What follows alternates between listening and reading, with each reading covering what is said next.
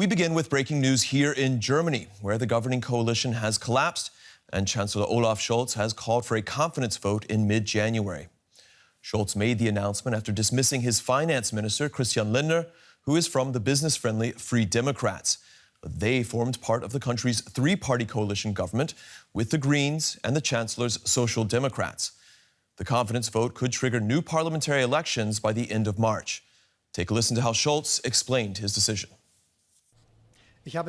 I asked permission from the federal president to dismiss the finance minister. I was forced into this decision in order to prevent damage to our country. We need a government capable of taking action, that has the power to make the right decisions for our country. That's what I needed in the last 3 years, and that's what I need now. I made another extensive offer to the Free Democrats earlier today so that we can close the holes in the budget and avoid throwing our country into chaos.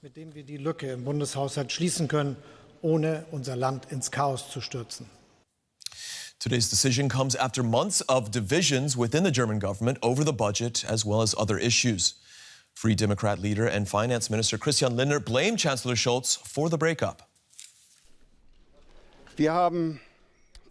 We made suggestions for an economic turnaround to put our country back on the path to success. Less bureaucracy, less taxation, pragmatic energy and climate policies, more control of immigration, at the same time strengthening individual responsibility, performance and encourage innovation. These suggestions were not even accepted as a basis for discussion by the Social Democrats and Greens. Meanwhile, Vice-Chancellor Robert Habeck from the Greens had this to say. It wasn't possible to close the holes in the budget, but there were many different options on the table. And the biggest would have included ways to provide Ukraine with more support. That would have been the best response at the beginning of the day in which Donald Trump was elected. Germany has a role to play in Europe, and the fight in Ukraine is a fight for peace and freedom. We want peace and freedom in Europe, and Germany has a role to play. All right, Vice-Chancellor Robert Habeck there. Let's go to Max Hofmann, DW's head of news, for more on this. Max, how did Chancellor Scholz explain the breakup of his coalition? Well, Stephen, the overarching argument was his responsibility towards the country, and he felt like he couldn't be in charge of that responsibility with this finance minister, which he called, among other things, by the way, disrespectful, egoistic, and also small-minded. So you could tell there was a lot of pent-up frustration there from weeks, if not months, of conflict here, putting the blame squarely on Christian Lindner, the former finance minister. Of course, Lindner, as we just heard, had a very different perspective on things. All right, weeks and months of conflict leading to this breaking point. What timeline has Scholz now given for the coming weeks and months ahead?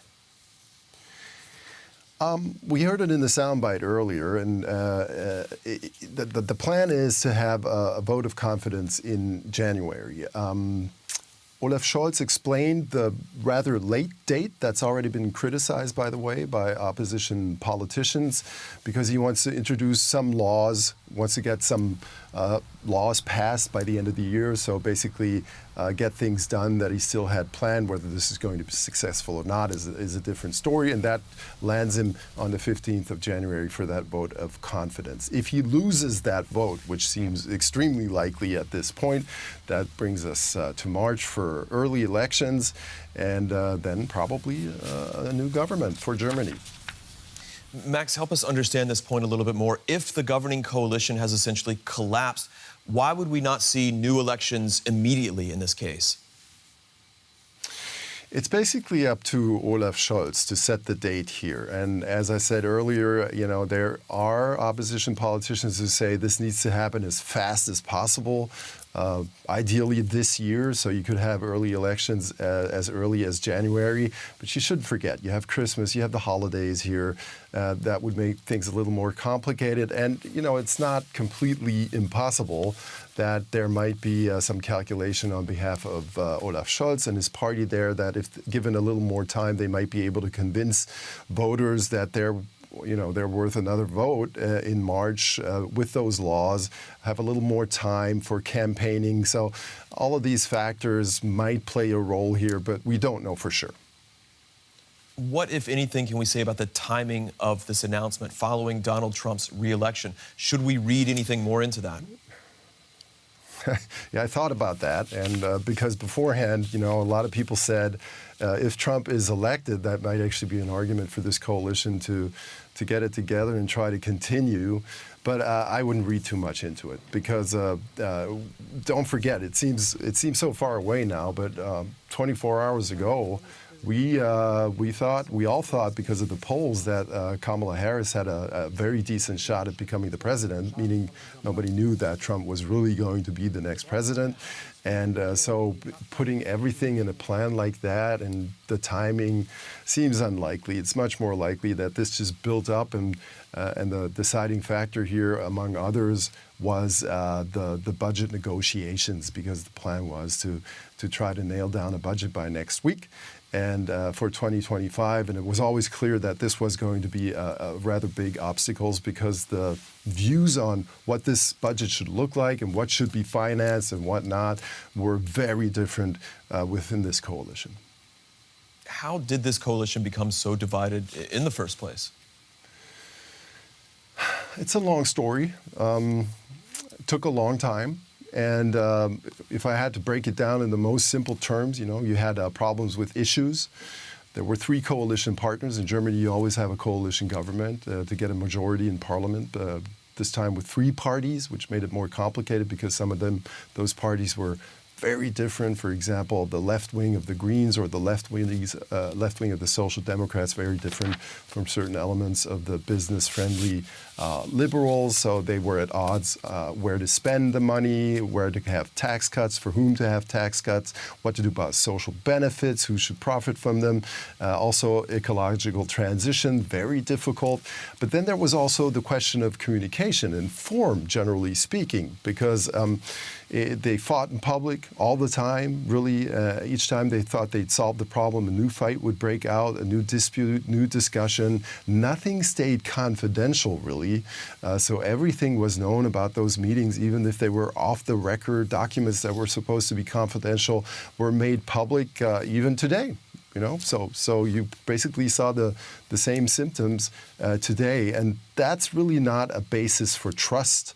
It's not a basis for confidence, and it makes work for a governing coalition so much harder, and certainly was a major factor in why so much frustration was built up over these months.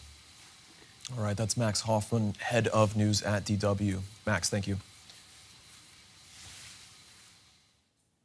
And let's have a closer look now at how Germany's governing coalition reached its breaking point. Tensions between the parties in Germany's government had been growing for some time, with economic policy causing the biggest clashes. Between the Chancellor Olaf Scholz, Economy Minister Robert Habeck, and Finance Minister Christian Lindner. The next election wasn't scheduled until September of next year. Now it looks like it might happen in March, and campaigning will begin a lot sooner. I find that totally irritating and also super disappointing. I have the feeling that we're already in election campaign mode, that people are no longer interested in finding real solutions within the group, but only in positioning themselves. I think it's an unworthy spectacle that's happening at the moment, one working against the other with no common ground that can be established. The disagreements at the center of the collapse revolve around how to revive Germany's flailing economy, which shrank last year and barely avoided recession this year. The country continues to struggle with high energy costs and fierce competition from China, particularly in the automotive market. Both consumer and business confidence is low. And what else? Germany faces a nearly €10 billion gap in next year's budget. How can it get out of this mess? That's a question Habeck and Lindner have very different answers to. Habeck believes targeted government spending will stimulate the economy, while Lindner wants spending cuts and to soften climate regulations. One thing everyone can agree on is that the divisions are damaging to all parties, and that the collapse comes at a particularly bad time for Germany. The future policies of U.S. President-elect Donald Trump are expected to pose a huge challenge to European trade and security. And now Germany, long regarded as Europe's leader in international issues, is distracted by domestic affairs. And our chief political editor, Michaela Küfner, joins me now for more. Michaela, the timing of this breakup seems less than ideal. Europe's biggest economy mired in political crisis on the same day that Donald Trump is re-elected. How should we look at this crisis and what's ahead? Well, it was rather spectacular timing because this actually happened. The announcement by Olaf Scholz came as I was personally standing at Howard University waiting for Kamala Harris and her concession speech. So quite an eventful 24 hours that leaves the United States in a very different kind of outlook for the future. Also Europe and certainly Germany. It's Europe's largest economy, and it's rather unbelievable that it keeps talking about how many billions are missing out of its budget, one of the richest countries in the world. This will add more uncertainty to the weeks, months and next year to come as Donald Trump comes into office here in January. That will be the moment when the German Chancellor actually has this vote of confidence in Parliament, which he is fairly certain to lose.